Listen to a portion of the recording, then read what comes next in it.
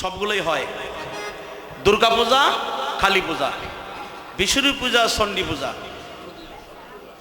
সরস্বতী পূজা, খাওয়ার পূজা হয় না? তে তো ভুল করছে। কাকের পূজা করেন না?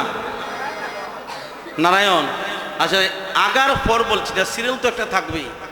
বাবার ছেলে যদি বসে, আগে তো প্রণামটা বাবারই করতে হবে। হরিবল। তাহলে যারা দেখেছি পৃথিবীতে এসেছে সবাই হলো অবতার, আর একমাত্র কৃষ্ণ হলো ভগবান। একটা কলা গাছে যদি কলা ধরে, গাছ থেকে কলার দাম যদি বেশি হয়ে যায়, কিন্তু কলাকে কলা বলা যাবে, গাছ বলা যাবে? যত অবতার আসুক সবাই হচ্ছে ভগবানের অংশ, আর শিকড় গাছ হচ্ছে স্বয়ং ভগবান। আস্তে কথাগুলো মন দিয়ে শুনবেন। এদিকে একটু গল্প হইতেছে, আমি ফিলার লাগে আপনারা দেখতেছি না। আচ্ছা, দেবদেবীর পূজা করলে পদে বলেছে অন্য দুর্বাসনা কর্ম দেবার্চনা ধর্মাধর্ম ভস্ম হইল ইত্যাদি সকল। অর্থাৎ আগের দিনে পূজা বেশি হইতো দেবদেবীর, হইতো না? মাটি দি বানাইয়া খালি, খালি পূজা হয়তো। এই যে মাটি দি বানাইয়া খালি, সামনে দে ফাটা বলি, বরিয়া সাদের জুলি, মাতা লইয়া যায় বাবন, পুতুল প্রতিমা পূজা কলির যুগেও কারণ। হরিবল। কেন বলেছে? একমাত্র জগন্নাথ বা ভগবান শ্রীকৃষ্ণের চরণে তুলসী দিলে অনন্ত বিশ্ব ব্রহ্মাণ্ডের সকল দেবদেবীর পূজা হয়ে যায়। হরিবল হরিবল। একমাত্র কৃষ্ণ পূজা দিলে। তবু যদি আপনারা পূজা করতে চান, আমি সকলের চরণে ধরে একটা বিনীত প্রার্থনা করে যাই। আমি তো নতুন আসছি, যদি বাংলার বিভিন্ন প্রান্তে আর বেশি যাওয়ার জায়গা নাই, অপার বাংলা ভারত একাধিকবার গিয়েছি আমি আপনাদের এই স্থানে নতুন এসেছি, আমার ভাগ্যবশী জগন্নাথ এনেছেন আমাকে। তবে একটা কথা আমি সবাইকে বলে যাই। কি কথা? আপনাদের স্বামীকে, মা বাবাকে, স্ত্রী পুত্রকে বলবেন দেবদেবীর পূজা আপনারা করুন, তাতে কোনো অসুবিধা নাই। কিন্তু নিবেদনটা আমার ওই জায়গায়, দেবদেবীর পূজা করে কোনো মূর্তিকে রাস্তায় গাছতলায় দাঁড় করে রাখা যাবে না। এটা কোনো শাস্ত্রে নাই। না পেয়েছেন আপনারা কোনো শাস্ত্রে যে ইজল গাছের তলে রাখো, এরকম আছে? তাহলে আপনারা কি করবেন? এই কথাগুলা কোনো কীর্তনিয়া বলতে চায় না। তাই বলে আমাদের ধর্মটা এমন একটা পর্যায়ে গিয়ে দাঁড়াচ্ছে, মানুষ বিভিন্ন ধর্মের লোকরা আমাদেরকে তিরস্কার করে। কেন করে? আমরা বিভিন্ন জায়গায় কীর্তন করতে যাই। আমি সকলকে বিনীত প্রার্থনা করছি, আপনারা কালী পূজা করেন, সরস্বতী পূজা করেন। এই যে সামনে শ্রীপঞ্চমী আসতেছে, সরস্বতী পূজা হবে, কিন্তু পূজার শেষে কোনো মূর্তিকে রাস্তায় গাছতলায় দাঁড় করে রাখা যাবে না। তার কারণ হলো, আপনার বাড়িতে যদি মণ্ডপ থাকে, আপনি মণ্ডপে স্থাপিত করে রেখে দেন, নাশপাতি আর কমলা আর বেদানার কত দিবেন? এগুলা দিলেই ভগবান খুশি হয় না। সরিষার তেল দিয়া আর ঘি দিয়া মোমবাতি কতদিন জ্বালাবে? বলছে তোমার জ্ঞানের বাতি জ্বালাও, অনুরাগের মাধ্যমে। কিভাবে বলছে? অনুরাগ সলিতা নাই, জ্ঞানের বাতি কিসে জ্বালাই? তোমার মনের বাতি তো জ্বলল না, শুধু সরিষার তেল আর মোমবাতি সারা জীবন জ্বালালে। আঙ্গুর, বেদানা, নাশপাতি, কলা দিলেই যদি আমি সন্তুষ্ট হইতাম, তাহলে বড় বড় ফলের বাগান যে রাজ্যে আছে, আমি সেই দেশে জন্ম নিতাম। আমি বাংলাদেশে, এই কাঙ্গালের দেশে, বাংলাদেশ সিহট্টে, আমি ঢাকা দক্ষিণে জন্ম নিতাম না। হরিবল হরিবল। তাহলে ভগবান কিসে সন্তুষ্ট হবে? আপনার মন, মন চন্দন আর এই দেহবৃক্ষ থেকে তুলসী পাতা চয়ন করিয়া আপনার মন চন্দন তুলসী দিয়া আর নয়নের জল দিয়া দেবীকে পূজা দেন, আপনার প্রতি দেবী সন্তুষ্ট থাকবে, ভগবান সন্তুষ্ট হবে। ভগবান কি চায়? যত রকমের ব্যঞ্জন পাক করে ভগবানকে সেবা দেন, ভগবান খাইতে দেখছেন? তাহলে কি গ্রহণ করে? তুমি কিভাবে আমাকে দিলে সেটা আমি তোমাকে দেখি, কতটুকু ভালোবাসা শ্রদ্ধা আমার প্রতি আছে আমি সেইটা দেখি। আচ্ছা, এক নাম্বার। তো যাদের মণ্ডপ আছে, মণ্ডপে দেবীকে রেখে দিবেন, মূর্তিকে রেখে দিবেন। আর যাদের মণ্ডপ নাই, শ্রদ্ধার সহিত ব্রাহ্মণের দ্বারায় দেবতাকে যাত্রা করে আপনি বিশুদ্ধ জলে বিসর্জন করতে পারেন। হয়তো জলে বিসর্জন দিবেন, আর মণ্ডপ থাকলে মণ্ডপে রাখবেন, কিন্তু কোনো মূর্তিকে রাস্তায় গাছতলায় দাঁড় করে রাখা যাবে না। কেন? বিভিন্ন ধর্মের লোকরা আমাদেরকে নিয়ে তিরস্কার করে। মিন্টু সরকার, আপনারা সেদিন জগন্নাথ মন্দিরে লালমাটির কীর্তনে বললেন দেবতাকে পেতে হলে আরাধনা করতে হয়, কিন্তু আমরা তো দেখলাম তোমাদের হিন্দুদের দেবতা রাস্তাঘাটে পাওয়া যায়। তোমরা আমাকে পূজা করে রাস্তায় দাঁড় করিয়ে কেন আমাকে অপমান করছো? বিভিন্ন ধর্মের লোকজন তিরস্কার করে ওই দুটো সনাতন ধর্মের দেবতা রাস্তাঘাটে পাওয়া যায়। এমন কথা যেন কেউ বলতে না পারে, এই জন্য হয়তো জলে বিসর্জন দিবেন, না হয় মণ্ডপে রেখে দিবেন যদি সাধ্য থাকে। এক নাম্বার, গতকালের এর আগের দিন আমি অধিবাস দিয়েছি 16 প্রহর, তো আজকে 4 দিন। অধিবাসের দিন আমার যে দুতিটা আপনারা দিয়েছে, এই দুতির মধ্যে লেখা আছে শ্রীকৃষ্ণ দুতি, এবং দুই সাইডে একদিকে কৃষ্ণের ছবি, আরেক দিকে রাধারানীর ছবি।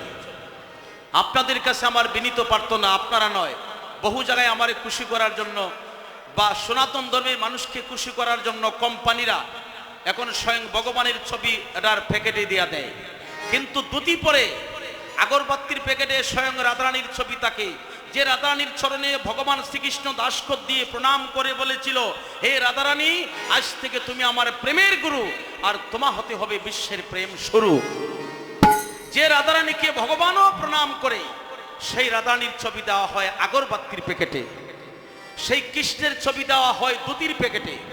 আপনারা আগরবাতি জ্বালাইয়া দুতি পরে আমার গোবিন্দকে অবশেষে আপনারা কোথায় ফেলে রাখেন? আমার জিজ্ঞাসা, বলেন কোথায় রাখেন? প্রত্যেক ঘরে সেই আগরবাতি গিয়েছে, তার প্যাকেটে আজকে যার পূজা দিতেছি লক্ষ টাকা খরচ করে, সেই ভগবানের ছবি প্যাকেটে তারা দিয়েছে। কিন্তু আগরবাতি জ্বালাও ভালো কথা, আমার গোবিন্দকে পরে কোন স্থানে তোমরা রাখো, কোথায় ফেলে রাখো? এই কথা কোনো কীর্তনিয়া বলে না। শুধু মুখস্থ গান গাইলাম, ভালো নাচলাম, আর মানুষের মন জয় করলাম, বাঁশি বাজাইলাম, কুল বাজাইলাম, করতাল বাজাইলাম, ভালো নাচছে, এগুলায় কলির জীবকে পরিবর্তন করা সম্ভব না। সমাজকে পরিবর্তন করতে হবে। এগুলা কুসংস্কার পরিবর্তন করার দরকার আছে না নাই আপনার এখন? হ্যাঁ, দরকার আছে না? তাহলে সকলের কাছে আমার বিনীত প্রার্থনা, কোম্পানিকে বন্ধ করা যাবে না। কেন যাবে না? সিগারেটের প্যাকেটে লেখা দেওয়া হয় শ্বাসকষ্ট হয়, সিগারেট খাইলে কফ হয়, যক্কা হয়, এখন লেখা দিয়ে সিগারেটে মৃত্যু ঘটায়। এখন পড়াটা একদিকে পরে সিগারেটে মৃত্যু ঘটায়, আর একদিকে জ্বালাই দেয়। এটা মানবে?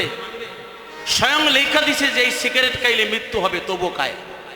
তো কোম্পানি এটা যদি মৃত্যু ঘটায়, এটা যদি শ্বাসকষ্ট হয়, এটা যদি এই স্টক করে, তাহলে সরকার এটা বন্ধ করে না কেন? সরকার তো মানুষকে বাঁচানোর জন্য বিভিন্ন দেশ থেকে ভ্যাকসিন এনে করোনার ভ্যাকসিন দিল।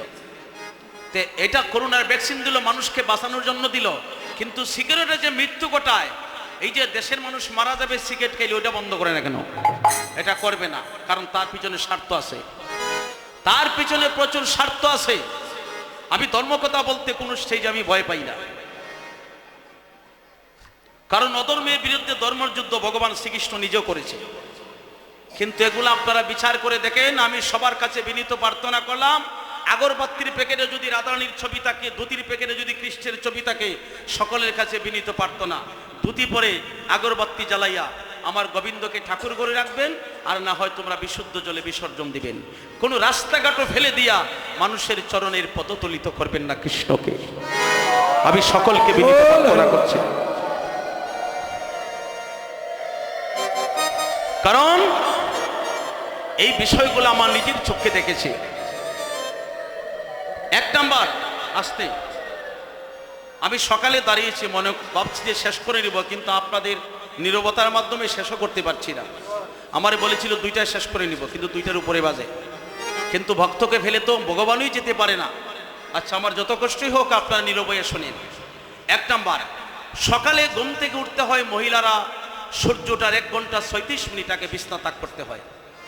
1 ঘন্টা 37 মিনিট আগে বিছনা তাক করে যে নারী বাড়ি চতুর্দিকে গোবর ছিটা দেয়, ওই বাড়িতে লক্ষ্মীর দৃষ্টি থাকে, কারণ গোবরে হলো লক্ষ্মীর বাসস্থান।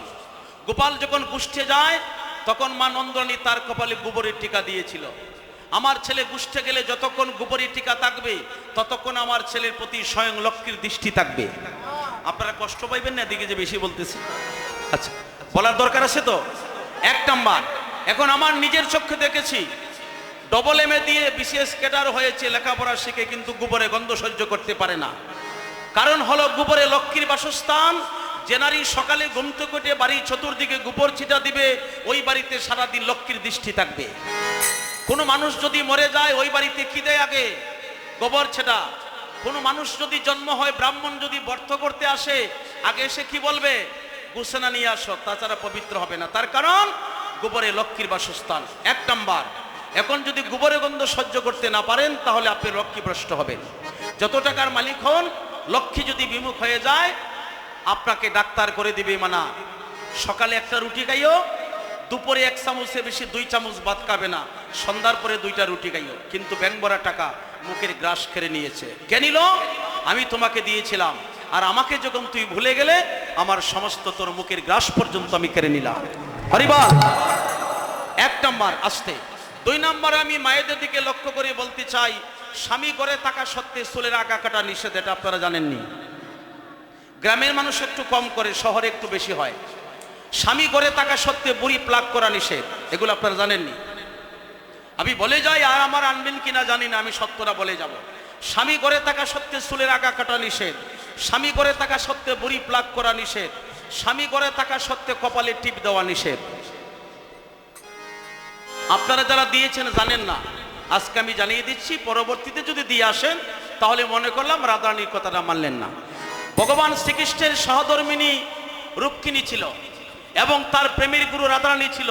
যখন তিনি কৃষ্ণ ভজনে যাইতেন, সখীগণকে বলতেন, তোমরা সকলে মিলে আমি জগৎ স্বামীকে ভজন করতে যাব।